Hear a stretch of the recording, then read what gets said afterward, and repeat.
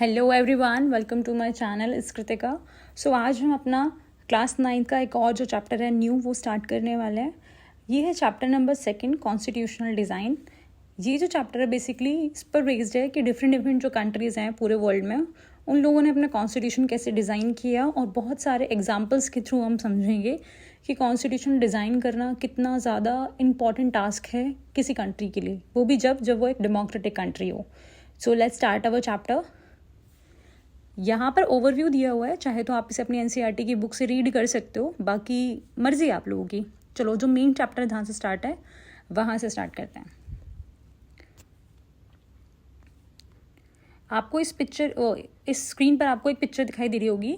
ये political leader हैं किसके? साउथ अफ्रीका के। साउथ अफ्रीका एक काफ़ी बड़ी कंट्री है।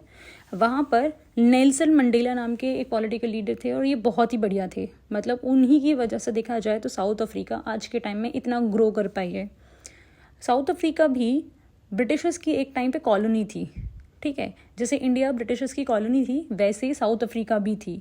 वहाँ के लोगों का कलर ज़्यादातर क्या होता है? टैन होता है, मतलब बहुत काला होता है, ठीक है। इसीलिए वहाँ के लोगों के साथ जो डिफरेंस था यानी कि डिस्क्रिमिनेशन था वहाँ के लोगों के साथ, वो कलर के बेसिस पर था। तो स्टार्ट करते हैं। डेमोक्रेटिक कॉन्स्टिट्यूशनल इन साउथ अफ्रीका। भाई अब कॉन्स्टिट्यूशनल के बारे में बता रखा है, डेमोक्रेटिक कॉन्स्टिट्यूशनल, वो भी कहाँ पे? साउथ अफ्रीका में। यहाँ पर एक कोटेशन दी हुई है नेल्सन मंडेला की। I have fought against white domination and have fought against black domination. I have cherished the idea of a democratic and free society in which all persons live together in harmony and with equal opportunities. अब देखो ये जो quotation है ये दी हुई है Nelson Mandela है। उन्होंने कहा है कि मैंने जो लड़ाई की थी वो वाइट डोमिनेशन, मतलब वाइट लोगों के कैसे उनका डोमिनेशन, मतलब उनका प्रभुत्व ज़्यादा ना हो, मतलब वो अपनी ना चलाएं। इवन ब्लैक लोगों के भी प्रभुत्व होती है, यानी कि कहीं ब्लैक लोग अपनी ना चलाने लग जाएं। और उन्होंने ऐसी डेमोक्रेटिक कंट्री और ऐसी फिर फ्री सोसाइटी की मतलब इमेजिन की थी जहाँ पे सभी कास्ट, सभी कलर, सभी लोग, चाहे वो काले हों गोरे हों, सभी लोग हार्मनी के साथ रहें और सबको इक्वल अपॉर्चुनिटी मिले। अब आगे रीड कर लेते हैं। This was Nelson Mandela's. ये जो लाइन है नेल्सन मंडेला की दी हुई है ऊपर। Being tried of treason by the white south African government, he has 7 other leaders were sentenced to life imprisonment in 1964 for daring to oppose the apartheid regime in his country. अब देखो Nelson Mandela जो थे उन्हें किस वजह से jail भेजा गया? ट्रीजन मतलब होता है जेल भेजना। वो भी क्यों? क्योंकि उन्होंने क्या किया था, जो वाइट गवर्नमेंट थी साउथ अफ्रीका के अंदर, जो वाइट गवर्नमेंट थी उन लोगों ने क्या किया था, ब्लैक लोगों के साथ बहुत ज़्यादा गलत तरीके से ट्रीट कर रहे थे वो। इसीलिए इन लोगों ने, नेल्सन मंडेला उनके साथ और भी लोगों ने मिल करके उनको अपोज किया। अब उनको अपोज करने की क्या सज़ा मिलती है? उन्हें लाइफ इम्प्रिजनमेंट, मतलब उम्र कैद की सज़ा दी जाती है। 1964 में वो जेल जाते हैं क्योंकि उन्होंने अपार्थाइड रिजीम जो है उसको अपोज किया। अपार्थाइड रिजीम मतलब अपार्थाइड कलर के बेसिस पर डिफरेंस करना किसी के साथ। He spent the next 27 years in South Africa's most dared prison, Robben Island. अब देखो उन्होंने 27 साल अपने साउथ अफ्रीका की बहुत ज़्यादा भयानक जेल जो होती है उसमें बिताए थे। वो कौन सी थी? रॉबिन आइलैंड की एक जेल थी उसमें। अब यहाँ पर एक पोस्टर दिया हुआ है, देखो ये जो पोस्टर आपके स्क्रीन पे दिख रहा है, ये जो पोस्टर था उस टाइम पे साउथ अफ्रीका के अंदर टांगा गया था। इसके अंदर लिखा है natives Indian coloured, if you enter these premises at night you will be listed as missing. Armed guards shoot on sight. Savage dog devour the crops. अब देखो उन्होंने बोला था, इसमें लिखा है कि अगर नेटिव्स मतलब वहाँ के साउथ अफ्रीका के मेन जो लोग हैं जिनका रंग काला होता है वो इंडियंस हो गए, या फिर जो मिक्स कलर के होते हैं मतलब थोड़े सांवले टाइप के लोग जो होते हैं, मतलब गोरे में भी नहीं आए काले में भी नहीं आए, वो लोग अगर उस एरिया में जहाँ पर वाइट लोग रहते हैं वहाँ पर अगर वो एंट्री करते हैं तो क्या होगा? उन्हें पहले तो मिसिंग घोषित कर देंगे, मतलब ये मर चुका है एक तरह से। और उसके बाद जो गार्ड्स होंगे वो उनको उसी टाइम शूट कर देंगे, मार डालेंगे, और जो उनकी लाश होगी ना वो डॉगीज़ को दे दी जाएगी खाने के लिए। इस तरह के पोस्टर टांगे गए थे जगह जगह। कहाँ पे? साउथ अफ्रीका में, क्योंकि साउथ अफ्रीका उस टाइम पे क्या था? कॉलोनी था किसकी? ब्रिटिशर्स की।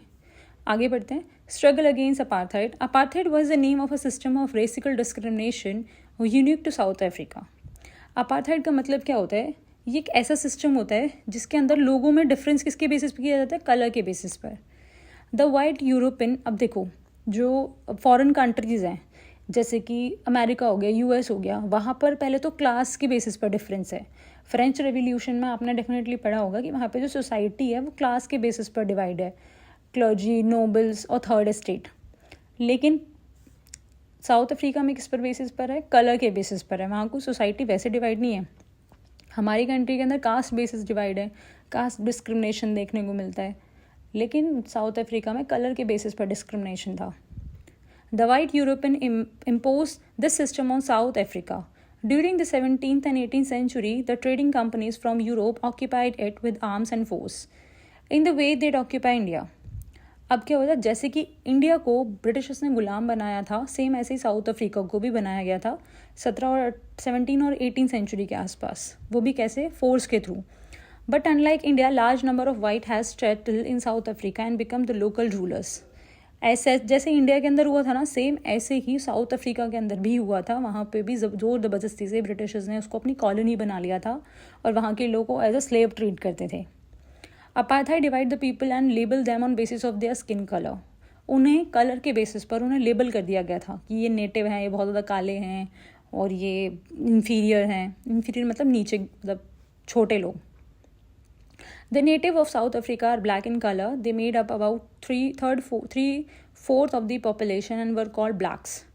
जो अफ्रीका के लोग हैं उनका कलर ब्लैक ही होता है और उनकी जो पॉपुलेशन वहाँ पर उस टाइम पे 3/4 थी। मतलब अगर 4 लोग हैं ना तो उसमें से 3 लोग काले होंगे। Beside these two groups, there were the people of mixed color race who called colored. वहाँ पर गोरे और काले लोगों के अलावा भी कुछ लोग थे जिन्हें वो कलर्ड कहते थे। मतलब वो बहुत ज़्यादा काले नहीं होते थे और बहुत गोरे नहीं होते थे, मिक्स कलर जिन्हें कहा जाता है। People who migrate from India, the white ruler treated all non white as inferiors. वही है, इंडिया से जो लोग माइग्रेट करके साउथ अफ्रीका गए थे उन लोगों को भी वो लोग एज अ इन्फीरियर ट्रीट करते थे, जो भी नॉन वाइट होते थे। और उनके पास वोटिंग राइट भी नहीं थे। The non whites did not have voting rights. The apartheid system was particularly oppressive for the blacks. They were forbidden for living in white areas. जो अपार्थाइड सिस्टम था वो बहुत ज़्यादा बेकार था ब्लैक लोगों के लिए और उनको वाइट एरिया में जाना बिल्कुल मना था, सख्त पाबंदी थी मतलब जाने के लिए। They could work in white areas only if they had a permit. Train, buses, taxi, hotel, hospital, schools and college, library, cinema halls, theater, beach, swimming pools, ये सारी जगह जो है ना वो सब ब्लैक लोगों के लिए बैन थी। मतलब उन लोगों के लिए वो जगह नहीं थी। और अगर उन्हें वाइट एरियाज़ में जाना है परमिट, मतलब काम करने के लिए, तो उन्हें परमिट लेना पड़ता था, परमिशन लेनी पड़ती थी। यहाँ पर एक फ़ोटो आपको दिख रही होगी आपकी इमेज पे, ये एक बीच की फ़ोटो है। इसमें ये लिखा है कि सेक्शन 37 के थ्रू ना ये जो बीच है इस पर सोलो राइट है वाइट लोगों का। मतलब वाइट जो कलर के लोग हैं ना उनका इस बीच पे सोलो राइट है, वही नहा सकते हैं इस पर और ब्लैक लोग यहाँ नहीं जा सकते। 3 अलग अलग लैंग्वेजेस में लिखा है, एक तो इंग्लिश में लिखा है और एक जूलू करके एक लैंग्वेज होती है उसमें और एक अफ्रीकन्स की कोई लैंग्वेज है उसमें। आगे पढ़ लेते हैं। ये जो चैप्टर है काफ़ी, देखो ये वाला टॉपिक आज कंप्लीट करते हैं, उसके बाद आगे करेंगे हम लोग। Public toilets were also separate from the white and blacks. जो पब्लिक टॉयलेट्स थे ना वो भी वाइट और ब्लैक लोगों के लिए अलग अलग थे। This was called segregation. इसको पृथक्करण मतलब अलग अलग करने की पॉलिसी कहा जाता है। They could not even visit the churches way the white worshipped. वो ऐसे चर्चेज में भी नहीं जा सकते थे जहाँ पर वाइट लोग पूजा करते थे। Blacks could not form association और protest against the terrible treatment. Even जो ब्लैक लोग थे ना, अगर वाइट लोग उनके साथ गलत तरीके से ट्रीट करते थे तो उनके खिलाफ वो लोग अपोज भी नहीं कर सकते थे। ठीक है, तो इस तरह की चीज़ें कहाँ देखने को मिल रही थी? साउथ अफ्रीका के अंदर। और ये बहुत ज़्यादा बेकार था क्योंकि भाई जिस कंट्री के नेटिव्स उस कंट्री में रह रहे हैं उनके साथ इस तरह से आउटसाइडर्स बिहेव कर रहे थे तो वो बहुत गलत था।